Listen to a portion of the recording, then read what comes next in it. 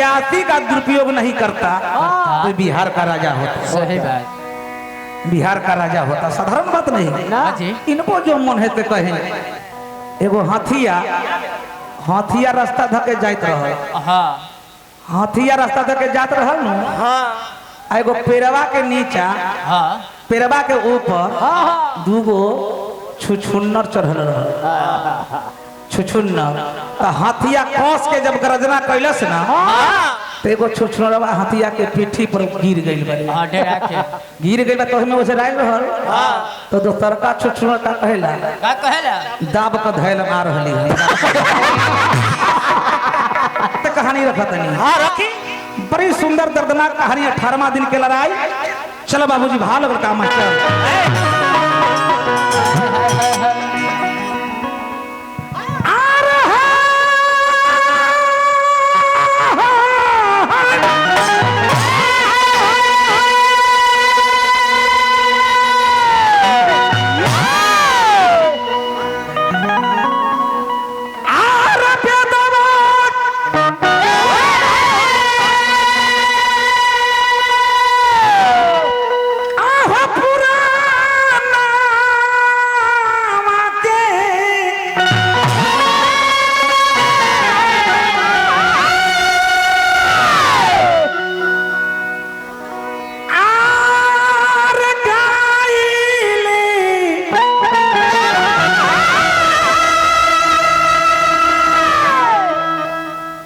कहानी सुनिए श्रोता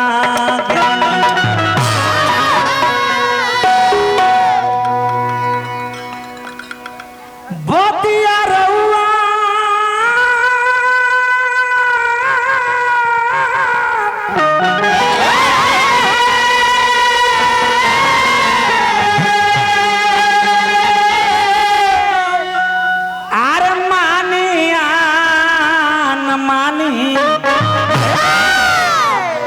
सुनिए श्रोता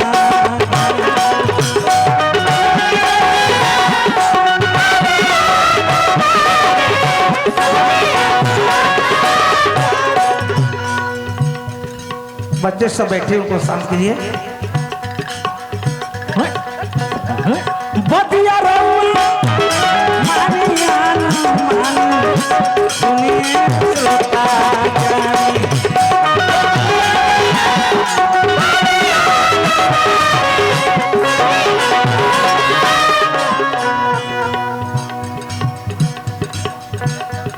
बेदावा पुराना बेदावा पुराना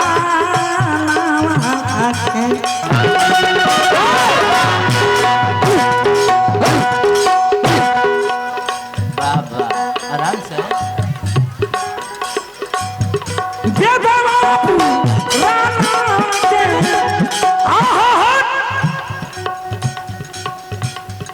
गाइले कहानी सुनिए श्रोता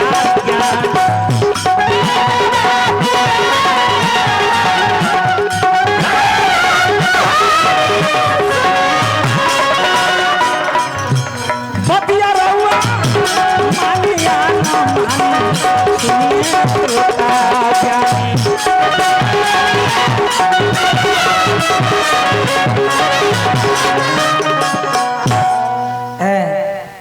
एगो हाथिया रास्ता धके जाइत रह। हाँ हाथिया रास्ता धके जात रहल नु। हाँ एगो पेड़वा के नीचा, हाँ पेड़वा के ऊपर दूगो छुछुन्नर चढ़ल रह। छुछुन्नर तो हाथिया कस के जब गर्जना कैलस ना तो एगो छुछुन्नरवा हाथिया के पीठी पर गिर गइल बा। हाँ डरा के गिर गइल बा तो हमें उसे राइल रहल। तो दोसर का छुछुन्नर का कहला का कहेला दाब का धैल मार रहली है।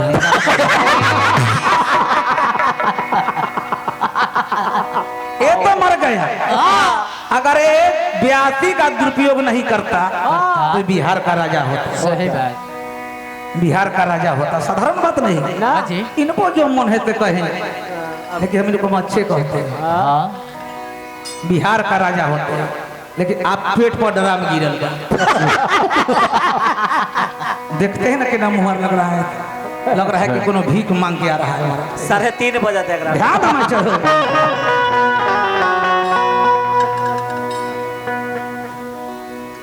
दुर्योधन वाला मनामा को हले दादा से बचनमा।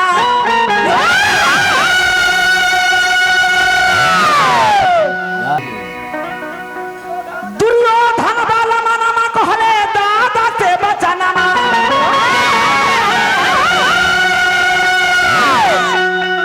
रोज रोज दात बीत भाई हो तबा कटनमा।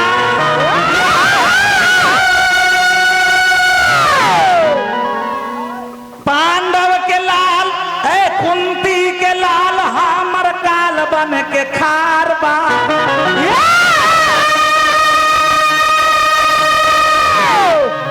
दादा के कहले ललकार के बचना।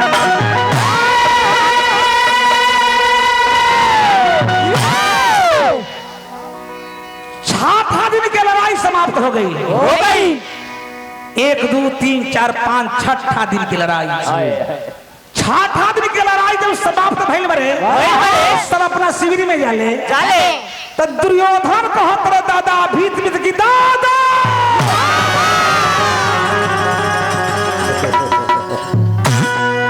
दादा ये क्या हो रहा है? डेली बाई डेली मेरा भाई 10-20 कटा रहा है। पांडव 5 के 5 बचे हुए हैं। दादा मेरा दल का प्रथम सेनापति है। अगर आप चाह जाइएगा तो पल भर में पांडव का विनाश कर सकते हैं।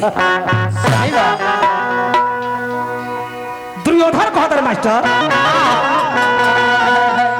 अरे हमें सिखा के उल्टा पुल्टा। दादा अरे हमें सिखा के उल्टा पुल्टा। अरे पानी ये दादा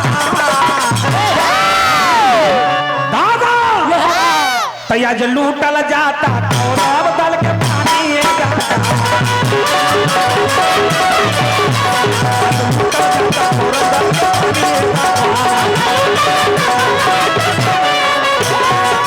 दादा ये क्या हो रहा है?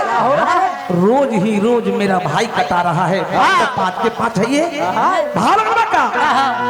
तो ऊपर लौकेला सफाई भीतर लागल बाटे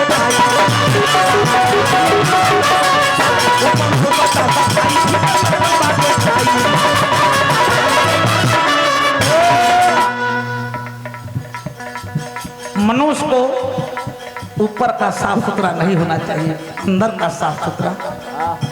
फिर कहीं आपको शहर में हम आएंगे कल तो आपसे नजर क्या मिला सकते हैं? तोहरे ऊपर पांडव काटे तोहरे ऊपर पांडव काटे जानिए दादा कि तोहरे ऊपर पांडव काटे जानिए दादा तो या लूटल जाला। अरे कौरव दल के पानी ये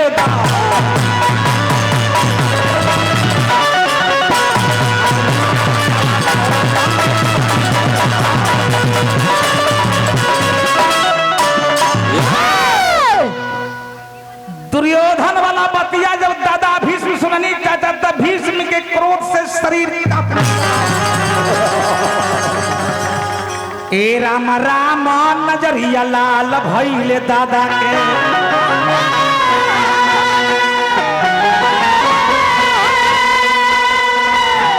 अरे नजरिया लाल भइले रे नजरिया लाल भइले रे नजरिया लाल भइले तो अरे नजरिया लाल भइले दादा तो क्रोध के जोरे रे लागल गोत रगतरिया हो नजर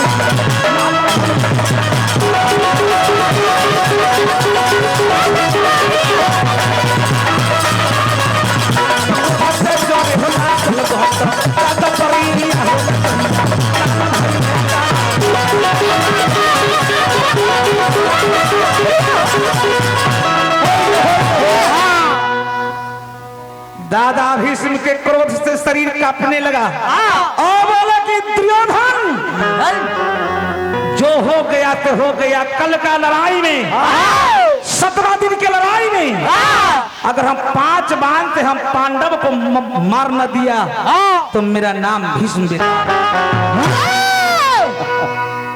5 बाण से 5 पांडव को मिटा नहीं दिया तो मेरा भीष्म नाम बेकार।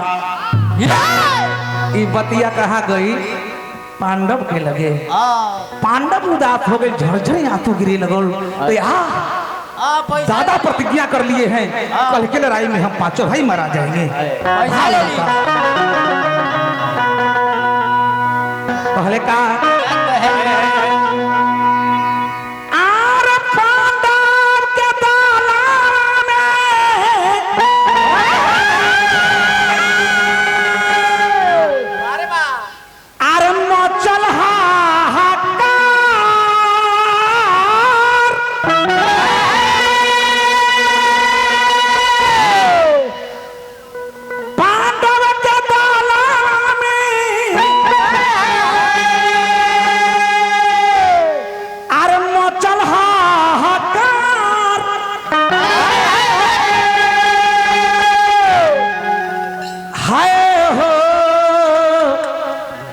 विधाता कैसा